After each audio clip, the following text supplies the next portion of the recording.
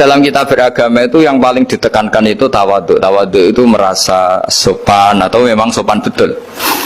Kalau dalam Ihya disebut, jika Anda tidak bisa tawadhu secara rasa, tawadhulah secara ilmu. Saya ulang lagi ya, sekiranya Anda tidak bisa tawadhu secara rasa, tawadhulah secara apa? Ilmu. Karena ilmu itu akan abadi. Saya beri contoh begini, saya ini kan misalnya kiai di kampung saya atau di kecamatan saya.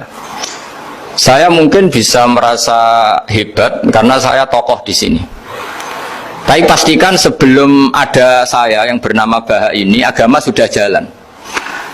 Dan di daerah lain yang nggak kenal saya juga agama sudah jalan.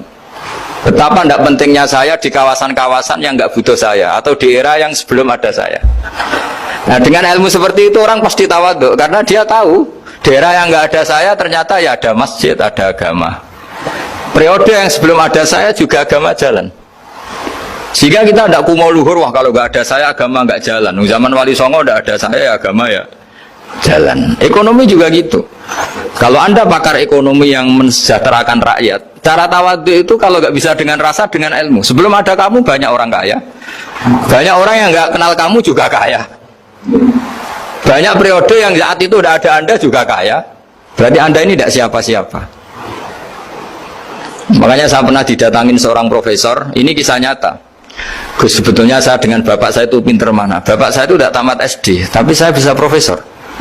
Saya ini profesor, anak saya naik kelas saja sudah senangnya bukan main. Artinya ini orang bodoh bisa menciptakan orang pinter, yang orang pinter kesulitan menciptakan orang pinter lagi. Nah, kalau kita tidak bisa tawadhu secara rasa, tawadhulah secara ilmu. Ikhlas juga gitu, saya sering ngajarkan ikhlas di beberapa kesempatan ngaji.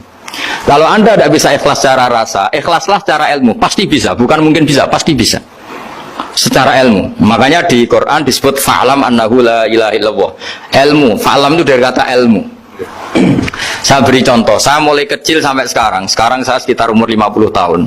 Mulai kecil sampai sekarang itu ya bilang kalau kertas ini putih. Itu ya ada yang gaji, ada yang bayar, tapi saya selalu bilang kertas ini putih. Yang hitam ya saya katakan hitam, yang merah saya katakan merah. Kenapa? Karena itu fakta. Saya ulang lagi, karena itu fakta. Sehingga saya untuk mengatakan putih tidak perlu ada yang bayar.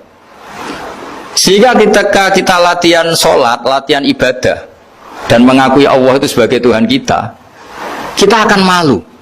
Loh, faktanya Allah itu kan Tuhan. Mau mengatakan fakta kok minta upah, ini gimana?